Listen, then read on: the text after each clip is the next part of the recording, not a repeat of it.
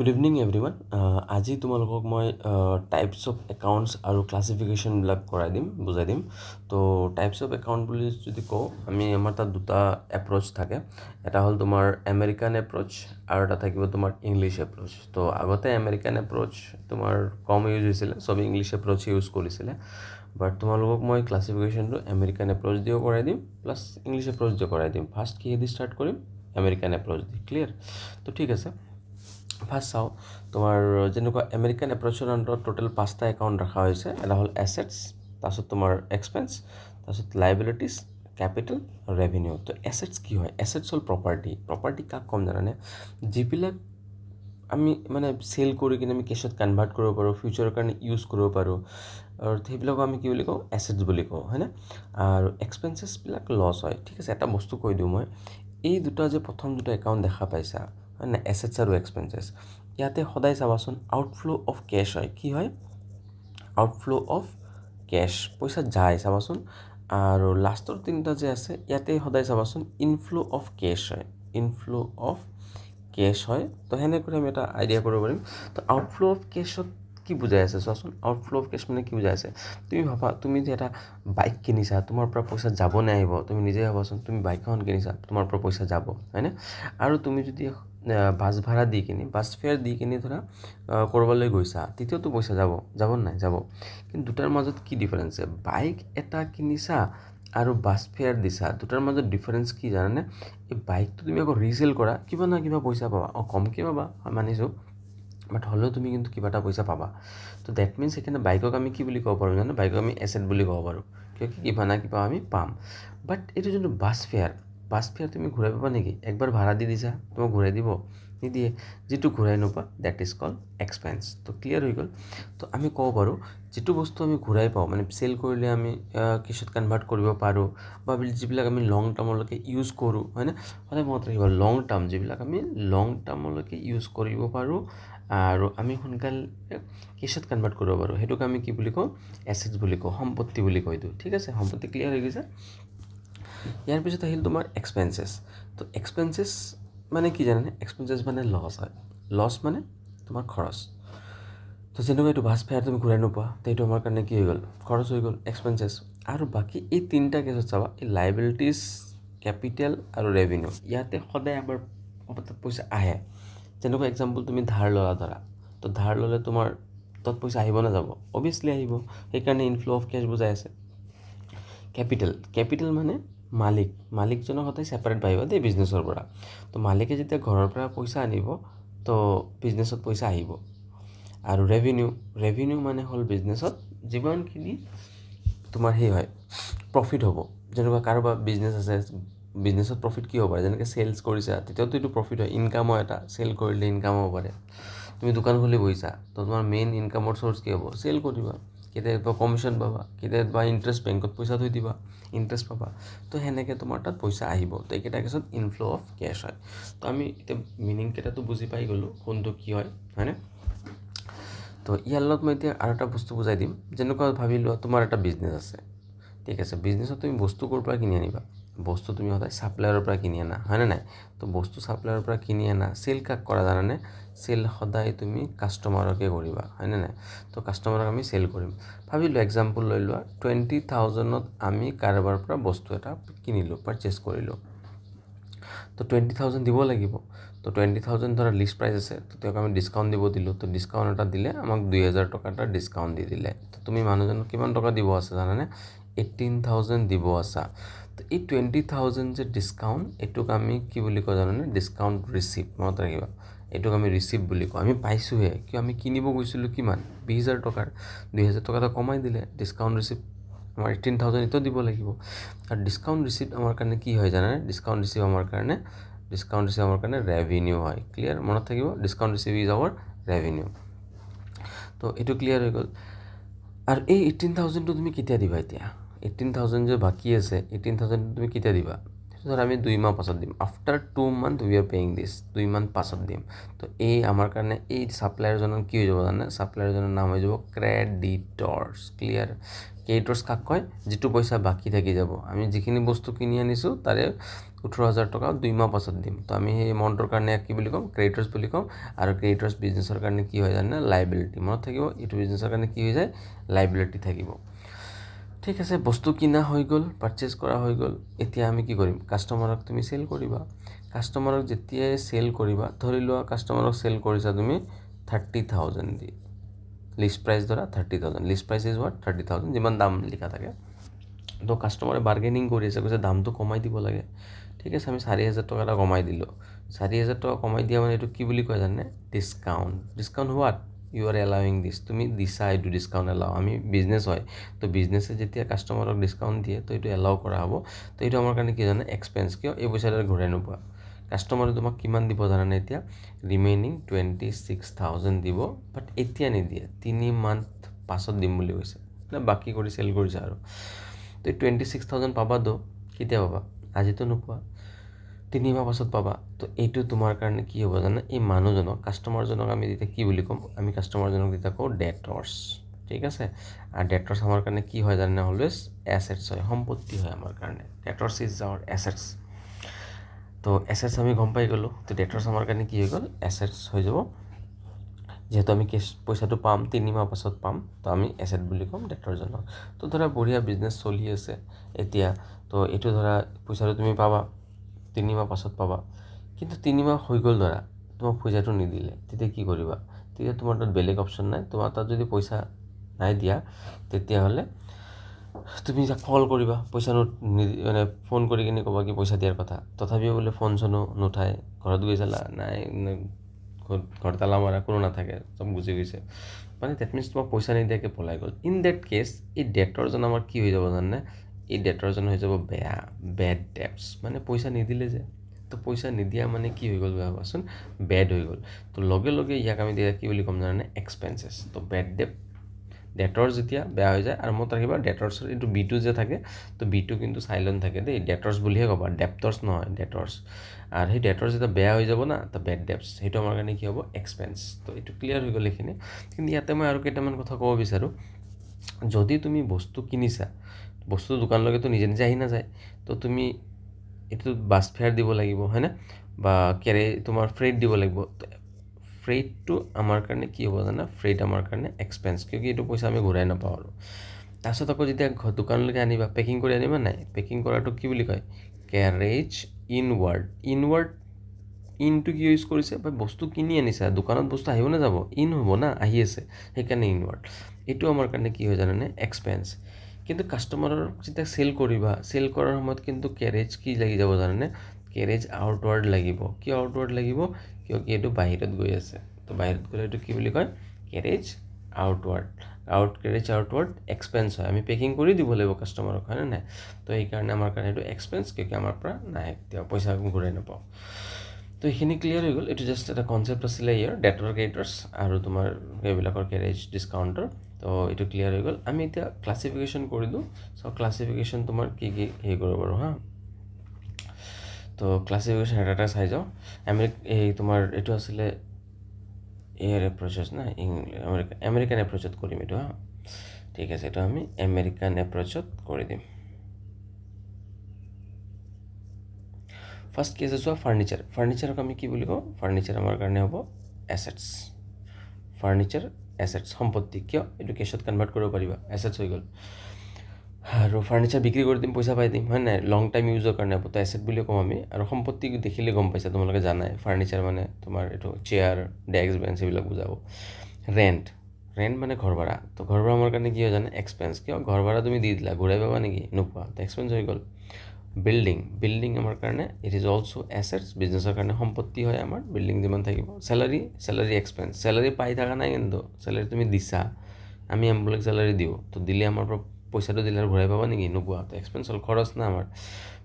Plant আমাৰ কাৰণে কি হ'ব, এছেটছ। প্লেণ্টছ কোনবিলাক বুজায় জানানে, বহুতবিলাক মেচিন যেতিয়া একেলগে ইনষ্টল কৰা হয় না, ইনষ্টল কৰি দিওঁ আমি, তেতিয়া এইটোক আমি কি বুলি কওঁ, প্লাণ্ট বুলি কওঁ। এইটো ফেক্টৰীবিলাকত ইউজ হয়, বহুতবিলাক মেচিন জইন কৰি কিনে প্লাণ্ট বনোৱা হয়। ডেট ইজ আৱাৰ এছেটছ, আমাৰ কাৰণে এইটো সম্পত্তি হয়। নেক্সট আহি গ'ল তোমাৰ কমিশ্যন ৰিচিভ কৰিছা, তো ৰিচিভ আমাৰ কাৰণে কি হ'ব জানে, ৰিচিভ আমাৰ কাৰণে ইনকাম, এইটো ৰেভিনিউ হয়। পইচা আহি আছে নাই, আহি আছেতো। তো কমিশ্যন মানে তোমাৰ এইটো ৰেভিনিউ হয়, আমাৰ কাৰণে ইনকাম হৈ গ'ল এটা। ফিকচাৰ্ছ ইজ এ এছেটছ। তো ফিকচাৰ্ছ কি বস্তু হয় গম পোৱা নে? ফিকচাৰ্ছ যেনেকুৱা অফিচত আমাৰ AC থাকে হয়নে, ফেন থাকে, তো এইবিলাক বস্তুক ফিকচাৰ বুলি কোৱা হয়। ফিকচাৰ্ছ আৰু ফাৰ্নিচাৰ ৱৰ্ডটো একেলগে ইউজ কৰে, বাট দুটাৰ মাজত ডিফাৰেঞ্চ কি? ফিকচাৰবিলাক আমি নৰ্মেলি মুভ নকৰোঁ, কিন্তু ফাৰ্নিচাৰবিলাক আমি কি হয় যেতিয়া মন যায় মুভ কৰিব পাৰোঁ, কিন্তু তুমি ফিকচাৰ্ছবিলাক যেতিয়া মন যায় মুভ নকৰা, কিন্তু ইচ্ছা কৰিলে কৰিব পাৰা। ফেনৰ জেগা কি চেঞ্জ কৰিব নোৱাৰি নেকি? পাৰি। AC টো কি চেঞ্জ কৰিব নোৱাৰি নেকি? পাৰি। বাট আমি নৰ্মেলি নকৰোঁ, সেইকাৰণে এইটো ফিকচাৰ্ছ বুলি কোৱা হৈছে। Cash in hand, that is also' asset. এইটো আমাৰ কাৰণে সম্পত্তি হয়। নিজে চোৱা, cash in hand is a asset হয়, সম্পত্তি। Cash at bank, that is also' asset. প্ৰথমটো আমাৰ কেছ ইন হেণ্ড, হাতত পইচা আছিলে, এতিয়া বেংকত আছে। বেংকত পইচা থাকিলে কি প্ৰব্লেম আছে? যেতিয়া মন যায় ওলাই আনিবা, হয়নে নাই? তাতেতো কোনো প্ৰব্লেম নাই। তাৰপিছত আছে তোমাৰ ডেটৰ্ছ আমাৰ কাৰণে এছেটছ। মই অলপ আগত বুজাইছিলোঁ কি কাষ্টমাৰক যে বিক্ৰী কৰোঁ তাক আমি কি বুলি কওঁ? ডেটৰ্ছ বুলি কওঁ। তো ডেটৰৰ পৰা তুমি পইচা সদায় পাব থাকা, তো পাব থাকিলে এছেটছে হ'ব না। ক্ৰেডিটৰ্ছ, এইটো আমাৰ কাৰণে লাইবিলিটি, কিয় তাক আমি পইচা দিবলৈ থাকোঁ, তো আমাৰ কাৰণে হৈ গ'ল ধাৰ, হয় নাই? লাইবিলিটিজ মানে আমি দিবলৈ আছোঁ, তো লাইবিলিটিজ ধাৰ হৈ গ'ল। লোন টু ৰাম, লোন দিছা কাক? টু ৰামক দিছা, তো তোমাৰ কাৰণে সম্পত্তি। যেতিয়া মন যাব পইচা খুজি লৈ আহিবা, হয় নাই? বা আজি নহ'লে কালিতো দিবই লাগিব, পইচাটো ঘূৰাই পাবা নাই? ঘূৰাই পাবা। তো এইটো আমাৰ কাৰণে এছেটছ। ভেহিকল মানে গম পাইছা গাড়ীৰ কথা কৈ আছে, তো গাড়ী অভিয়াছলি সম্পত্তি হয়, আমি বিক্ৰী কৰিম, বিক্ৰী কৰি কিনে পইচাত কনভাৰ্ট কৰি ল'ম, ঠিক আছে। তাৰপিছত লোন ফ্ৰম, এইবাৰ ফ্ৰম দেই, এইবাৰ লৈছাহে, তো ল'লেতো ঘূৰাই দিব লাগিব। তোমাৰ কাৰণে এইটো ধাৰ হৈ গ'ল, লাইবিলিটিছ। আমাৰ কাৰণে এইটো কি হ'ব? ধাৰ হৈ যাব। Sales is a revenue, sales আমাৰ কাৰণে কি হ'ব? ৰেভিনিউ। চেল কৰিছোঁ, মই কৈছোঁ অলৰেডি, ইনকাম আহিব আমাৰ, তো এইটো আমাৰ কাৰণে কি হ'ব? Revenue. Purchase is a expense, purchase বস্তু কিনিছোঁ, খৰচ হৈ গ'ল আমাৰ, তো এইটো আমাৰ কাৰণে কি হৈ গ'ল? এক্সপেঞ্চ হৈ গ'ল। আৰু লাষ্ট আহিল ড্ৰয়িংছ আমাৰ কাৰণে কেপিটেলৰ আণ্ডাৰত আহে। কিয় কেপিটেল? ড্ৰয়িংছ মানে কি জানানে? ড্ৰয়িংছ মানে হ'ল আমি যেতিয়া মালিকে ঘৰৰ পৰা যেতিয়া পইচা আনে তাক আমি কেপিটেল বুলি কওঁ নাই? আৰু মালিকৰ যেতিয়া মন যায় তেতিয়া এইটো কি হ'ব? সি লৈও যাব পাৰে, তো সেইটোক আমি কি বুলি কওঁ? ড্ৰয়িংছ বুলি কওঁ। Cash or goods taken by the proprietor for his personal use is called drawings. মালিকে কেছ বা গুডছ দোকানৰ পৰা কেতিয়াবা লৈ যায়, তেতিয়া এইটোক আমি কি বুলি কওঁ? ড্ৰয়িংছ বুলি কওঁ, ঠিক আছে। তাৰপিছত আহোঁ আমি, নেক্সট আহিল বেড ডেপ। অলৰেডি মই অলপ আগত কৈছিলোঁ বেড ডেপ মানে এইটো আছিলে, হয় নাই? এইটো বেড ডেপ, এইটো বেড ডেপ। তো বেড ডেপ মানে কি আছিল? এক্সপেঞ্চ। কাষ্টমাৰে যদি তোমাক পইচা নিদিয়ে, এইটো বেড ডেপ বুলি কোৱা হয়। তো bad debt is a expense, পইচাটো আৰু ঘূৰাই নোপোৱা। নেক্সট আছে এক্সাইজ ডিউটি। ডিউটি মানে টেক্স, আৰু ডিউটি মানে টেক্স, আৰু টেক্স যদি একবাৰ দিছা ঘূৰাই পাবা নেকি? পোৱাৰ চান্স নাই, এক্সপেঞ্চ। বেড ডেপ ৰিকভাৰ, কোনোবাই পইচা নিদিয়াকৈ পলাইছিলে, এতিয়া আকৌ তোমাৰ বছৰমান পাছত ধৰা পইচাটো ঘূৰাই দিলে, তো তোমাৰ আকৌ ইনকাম হৈ যাব, হয় নাই? ৰেভিনিউ হৈ যাব। Goodwill is a assets for the business. Goodwill বিজনেছৰ কাৰণে এছেট হয়। গুডউইলটো গমেই পোৱা, ৰেপুটেশ্যনছ হয়, হয়নে? তো ৰেপুটেশ্যন একচুৱেলি কি বস্তু হয়? গুডউইল সদায় মনত ৰাখিব, দুটা গুডউইল থাকে, এটা হ'ল পাৰচেজড গুডউইল আৰু এটা হ'ল তোমাৰ চেল্ফ জেনেৰেটেড গুডউইল, দুটা গুডউইল থাকে। এটা হ'ল পাৰচেজ গুডউইল আৰু এটা self generated goodwill. Purchase goodwill মানে মই বেলেগৰ পৰা কিনি লৈছোঁ। ধৰাচোন আমাৰ কোচিং চেণ্টাৰটোৰ নাম হ'ল প্ৰচাম একাডেমি, হয়নে নাই? তো প্ৰচাম একাডেমি ধৰা ওচৰত আৰু এটা RP টিউটৰিয়েল বুলি এটা আছে, RP টিউটৰিয়েল, তো সেইটো আমি কিনি ল'ব গৈ আছোঁ। তো সিহঁতৰ এছেট কিমান আছে জানানে? 10 লাখ টকাৰ প্ৰপাৰ্টি আছে RP টিউটৰিয়েলত। বাট আমি কি কৰিছোঁ, আমি যেতিয়া কৈছোঁ কিমান পইচা লাগিব, সিহঁতে আমাক 15 লাখ বিচাৰিছে। কিয় বিচাৰিছে 5 লাখ বেছি জানানে? 5 লাখ বিচাৰাৰ কাম হ'ল সিহঁতৰ বিজনেছত গুডউইল আছে, ৰেপুটেশ্যন আছে, তো সি অলপ এক্সট্ৰা পইচা ল'ব 5 লাখ। তো আমাৰ পৰা বেছি পইচা গৈ আছে নাই? আছে। কিমান? 5 লাখ। তো এইটোকে কোৱা হয় পাৰচেজ গুডউইল। তো ডেট মিনছ যোনটো বিজনেছৰ গুডউইল থাকে সিহঁতে এটা এক্সট্ৰা পইচা পায় যদি বিক্ৰী কৰে, তো সেইকাৰণে আমি সেই পাৰচেজ গুডউইলক এছেট বুলি কওঁ। তো গুডউইল ইজ এ এছেটছ। আৰু চেল্ফ জেনেৰেটেড গুডউইল একাউণ্টছত ৰেকৰ্ডেই কৰা নহয়, তো সেইটোক চেল্ফ জেনেৰেটেড গুডউইল তোমালোকে HS ছেকেণ্ড ইয়েৰত পঢ়িবা, য'ত আমি পাৰ্টনাৰশ্বিপৰ চাম কৰিম, তাতে চেল্ফ জেনেৰেটেড গুডউইল কেলকুলেট কৰিব লগা হৈ যায়। যেতিয়া নতুন পাৰ্টনাৰত বিজনেছ নতুন এটা আহে বা কোনোবা ৰিটায়াৰ হৈ যায়, তেতিয়াহে চেল্ফ জেনেৰেটেড গুডউইল আমি কেলকুলেট কৰোঁ। আদাৰৱাইজ কিন্তু নৰ্মেল বিজনেছত সদায় মনত ৰাখিব, পাৰচেজ গুডউইল ৰেকৰ্ড হয়, চেল্ফ জেনেৰেটেড গুডউইল ৰেকৰ্ড কৰিব নালাগে। Patent is a asset. Patent কি বস্তু হয়, যিকোনো বস্তু তুমি যদি ইন'ভেশ্যন কৰিছা, কিবা নতুনকৈ বনাইছা, হয়নে নাই, ধৰা তুমি এটা মেচিন ৰিলেটেড বস্তু যদি নতুনকৈ উদ্ভাৱন কৰিছা, বনাইছা, তো সেইটোক তুমি পেটেণ্ট কৰি ল'ব পাৰা। গভমেণ্টৰ ওচৰত যাবা, গভমেণ্টৰ ওচৰত গৈ কিনে ৰেজিষ্টাৰ্ড কৰি ল'বা, গভমেণ্টে তোমাক এটা পিৰিয়ডৰ কাৰণে তোমাক তুমি ইউজ কৰিব পৰাকৈ তোমাক অথৰিটি দি দিব, ৰাইটছ দি দিব, আৰু সেইটোকে কি বুলি কয়, পেটেণ্ট। তোমাৰ কাৰণে এইটো সম্পত্তি হ'ল নে নাই? কিয় সম্পত্তি? কিয় তুমি যদি ফিউচাৰত এইটো বিক্ৰী কৰি দিয়া, তো কৰিব পাৰা। কৰিলে কি পাবা? পইচা পাবা নাই? বেলেগক বিক্ৰী কৰি দিবা। তো that is why it is assets বুলি কোৱা হয়। Closing stock is a assets. Closing ষ্টকৰ মিনিং হ'ল যিখিনি বস্তু আমি চেল নহয় at the end of the year, বছৰৰ শেষলৈকে যিবিলাক গুডছ বিক্ৰী নহয়। গুডছ মানেও কৈ দি আছোঁ, গুডছ মানে কি হয়, তুমি যি বস্তুৰ ওপৰত ডিল কৰা, মানে যিকোনো দোকান, ইমান যে দোকান দেখা পাই আছা চাৰিওফালে, সিহঁতে কিবা না কিবাতো বস্তু বিক্ৰী কৰি আছে। তো যোন বস্তু বিক্ৰী কৰি আছে তাকে কি বুলি কয়? গুডছ বুলি কয়। তো তোমাৰ দোকানত যদি কিবা গুডছ থাকি যায় at the end of the ইয়াৰ, সেইটোকে আমি কি বুলি কৈ দিম? Closing stock. তাৰপিছত আছে bank charges. Bank charges is expense. বেংকে তোমাৰ একাউণ্টৰ পৰা পইচা কাটি দিছে, তো এইটোক আমি কি বুলি ক'ম? এক্সপেঞ্চ বুলিয়ে ক'ম, নহয় জানো? য়েছ, এক্সপেঞ্চ। তাৰপিছত আছে অভাৰড্ৰাফ্ট। অভাৰড্ৰাফ্ট কি বস্তু হয়? Overdraft is a liability. কেনেকৈ লাইবিলিটি? তোমাৰ বেংকত ভাবাচোন, বেংকত তোমাৰ বেলেঞ্চ আছে 2,000 টকা, তুমি বেংকৰ পৰা 4,000 5,000 টকা ধৰা এটিএমেদি ওলাই আনিছা, ওলাব নেকি? নোলায়। তো যদি অভাৰড্ৰাফ্ট ফেচিলিটি থাকে তেতিয়া এটা পাবা, কিন্তু 3,000 টকা মানে বেংকে এটা তোমাক লোন দিছে, আছে বেংকত 2,000 টকা বেলেঞ্চ, ওলাই আনিছা 5,000 টকা, তো 3,000 আহিব ক'ৰ পৰা? তো বেংকে তোমাক লোন দিবই লাগিব। এইটোকে কয় অভাৰড্ৰাফ্ট, মানে বেংকৰ পৰা বেছি পইচা ওলাই আনিছা। তো বেছি পইচা ওলাই আনা মানে ধাৰ, সেইটো পাছত ঘূৰাই দিব লাগিব তুমি বেংকক। তো সেইটো হৈ গ'ল অভাৰড্ৰাফ্ট, ঠিক আছে। আৰু বেংক ড্ৰাফ্ট হ'ল এছেটছ। বেংক ড্ৰাফ্ট বিজনেছৰ কাৰণে এছেটছ হয়। আৰু বেংক ড্ৰাফ্ট কোনবিলাকক বুজাই জানানে? তো আমি ধৰা বেলেগক পইচা দিব লাগে, আমাৰ একাউণ্টে নাই, তো আমি কেনেকৈ, কিহৰ থ্ৰুদি পইচা দিব পাৰিম? তেতিয়া আমি ড্ৰাফ্টৰ থ্ৰুদি পইচা দিব পাৰোঁ। আৰু ড্ৰাফ্ট যদি কোনোবাই আমাক দিছে, আমাৰ কাৰণে সম্পত্তি, আমি এইটো পিছত কেছত কনভাৰ্ট কৰিব ল'ব পাৰোঁ। তো সেইকাৰণে bank draft is a assets. Bill receivable assets. এইটো বিল ৰিচিভেবলৰ ধৰা ডিটেইল কনচেপ্ট বুজাব গ'লে মই একদিন বিল ৰিচিভেবল তোমাৰ ভিডিঅ' এটা বনাই দিম বিল ৰিচিভেবলৰ ওপৰত। এতিয়া তুমি এনেকৈ মত ৰাখিব পাৰা, আমি ডেটৰ্ছৰ পৰা এখন ৰিটেন একচেপ্টেঞ্চ পাইছোঁ, কি তেওঁ আমাক 3 মাহ পাছত পইচাটো ঘূৰাই দিব। ৰিটেন একচেপ্টেঞ্চ এটা পাইছোঁ, তো সেইটো আমাৰ কাৰণে কি হ'ব? এছেটছ হ'ব। ডেটৰ্ছ মানে কাষ্টমাৰ, সিহঁতে আমাক এটা ৰিটেন একচেপ্টেঞ্চ দিছে কি পইচাটো দিব বুলি, তো সেইটোকে আমি কি বুলি ক'ম? এছেটছ। সেইটোক বিল ৰিচিভেবল বুলি কোৱা হয়। আৰু আমি যদি কাৰোবাক দিছোঁ, তেতিয়া সেইটোক আমি কি বুলি ক'ম? Bills payable. আমাৰ কাৰণে এইটো ধাৰ হৈ যাব, হয় নাই? আমি ৰিটেন লিখি দিছোঁ কাৰোবাক কি পইচাটো আমাক দিম বুলি। তো bills payable is a liability and bill receivable is a asset. Salary outstanding. Outstanding ৱৰ্ডটো দিয়া আছে, যেতিয়াই তুমি আউটষ্টেণ্ডিং আৰু তোমাৰ এইটো ডিউ, হয়নে নাই, তাৰপিছত এইবিলাক থাকিব, তেতিয়া আমাৰ কাৰণে কি হ'ব জানানে? লাইবিলিটি। আউটষ্টেণ্ডিং, ডিউ, তো এইবিলাক ৱৰ্ড থাকিলে সদায় লাইবিলিটি বহাব, ধাৰ হয়। ভাই চেলাৰী দিয়া নাই, দিব বাকী আছে, তো তোমাক ধাৰ নহ'ব জানো? ধাৰেই হ'ব। নেক্সট আছে ইনভেণ্টৰী। ইনভেণ্টৰী মানে হ'ল এছেটছ। অলপ আগত আমি ক্লজিং ষ্টক পাইছিলোঁ নহয়, একচুৱেলি ক্লজিং ষ্টক আৰু ইনভেণ্টৰী ছেইমেই হয়, কিন্তু অলপমান ডিফাৰেঞ্চ আছে। ইনভেণ্টৰী টাৰ্মটো অলপ ডাঙৰ টাৰ্ম হয়। ইনভেণ্টৰী কোম্পেনীবিলাকে ষ্টাৰ্ট কৰে, কিয় কি কোম্পানীত 3 ধৰণৰ ষ্টক হ'ব পাৰে। কোম্পানীত 3 ধৰণৰ ষ্টক হ'ব পাৰে। ৰ মেটেৰিয়েল ষ্টক হ'ব পাৰে, তাৰপিছত তোমাৰ ৱৰ্ক ইন প্ৰগ্ৰেছ ষ্টক হ'ব পাৰে। ৱৰ্ক ইন প্ৰগ্ৰেছ মানে কি জানানে? যিবিলাক প্ৰডাক্টৰ ওপৰত কাম চলি আছে, এতিয়ালৈকে কমপ্লিট হৈ যোৱা নাই, সেইটোক আমি ৱৰ্ক ইন প্ৰগ্ৰেছ বুলি কওঁ। তো তাৰ ওপৰত আমাৰ সেইবিলাক গুডছ থাকি যাব পাৰে, হয় নাই, ষ্টকত। আৰু যেতিয়া প্ৰডাক্টটো বনোৱা কমপ্লিট হৈ যায়, তাক ফিনিছ গুডছ বুলি কোৱা হয়। ফিনিছ গুডছো আমাৰ কাৰণে কি হ'ব? সেইবিলাকো থাকি যাব পাৰে, সেইটো ষ্টক হয়। এই গোটেইকেইটাক যদি প্লাছ কৰি দিয়া, then it is called inventory, ঠিক আছে। আৰু ক্লজিং ষ্টক মানে সৰু সুৰা দোকানবিলাকত যিবিলাক বস্তু থাকি যায়, এইটোকে ক্লজিং ষ্টক কয়। ক্লজিং ষ্টকতছে মানে ইনভেণ্টৰী অলপ ডাঙৰ হয়। তোমালোকে জাষ্ট ফাৰ্ষ্ট ইয়েৰত কিন্তু অকল কি পাবা জানানে? ক্লজিং ষ্টকে পাই থাকিবা। ইনভেণ্টৰীটো কোম্পানীবিলাকত ইউজ কৰে। তাৰপিছত আছে চেলছ ৰিটাৰ্ণ। তুমি বস্তু বিক্ৰী কৰিছিলা, এতিয়া তোমাক ঘূৰাই দিছে।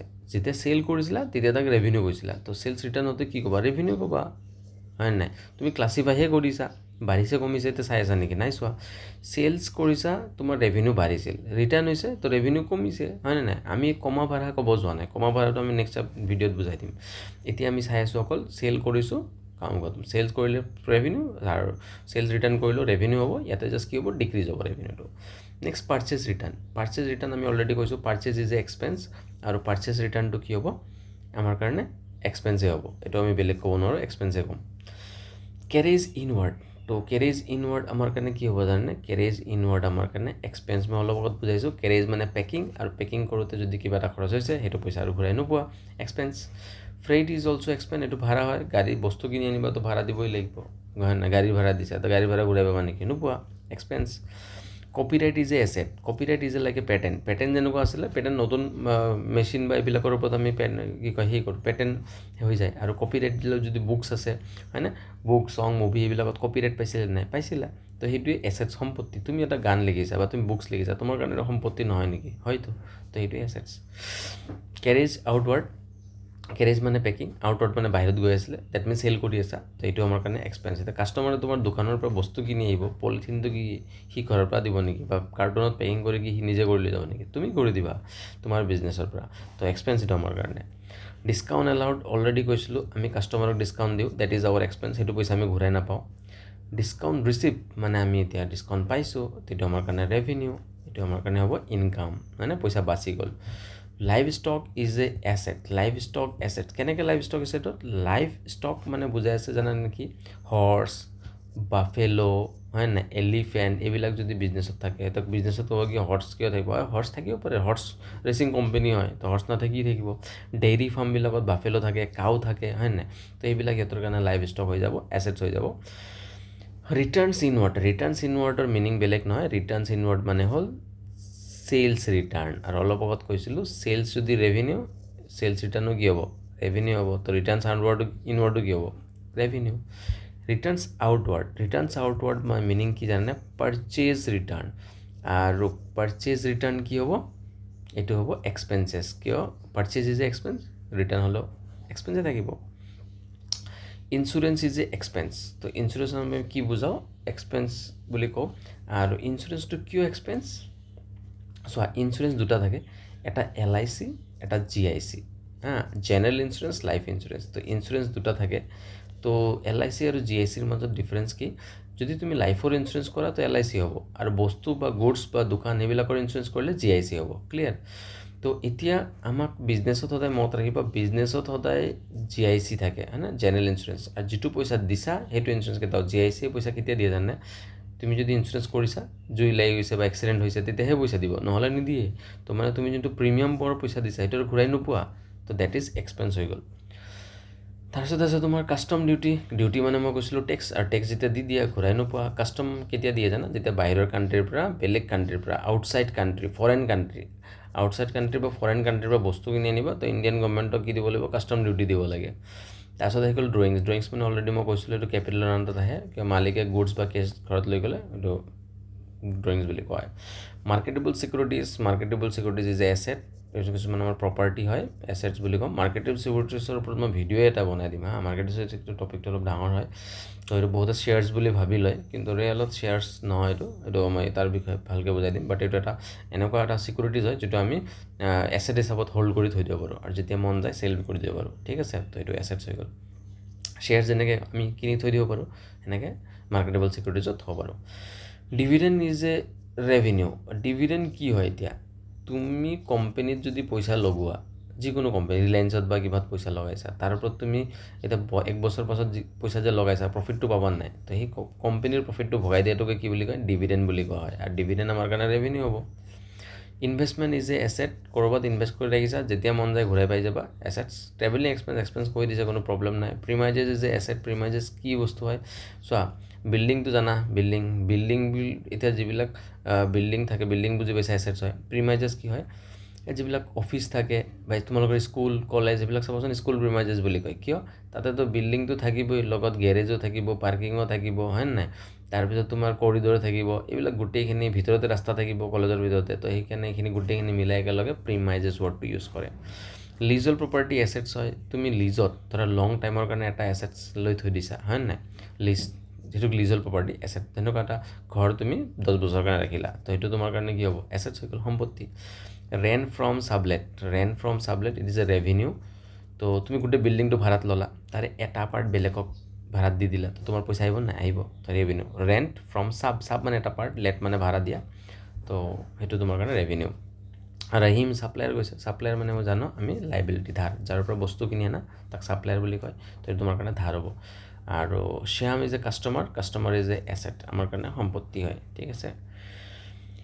তাৰপিছত আছে বিলছ পেয়েবল। অলৰেডি মই কৈছিলোঁ bills payable is a liability, ধাৰ হয়, পইচা দিবলৈ আছা, হয়নে? কাৰোবাক যদি একচেপ্ট কৰিছা কি পইচা দিম বুলি, তো সেইটো আমাৰ কাৰণে ৰিটেন একচেপ্টেঞ্চ যদি কাৰোবাক দিয়া এইটোক লাইবিলিটি বুলি, বিলছ পেয়েবল বুলি কোৱা হয়। ৰেণ্ট ৰিচিভ ইন এডভান্স, এইটো এটা ইম্পৰ্টেণ্ট হয়। ৰেণ্ট ৰিচিভ কৰিছা কিন্তু এডভান্স, আগতে ৰিচিভ কৰিছা, সেইটো তোমাৰ কাৰণে লাইবিলিটি হ'ব।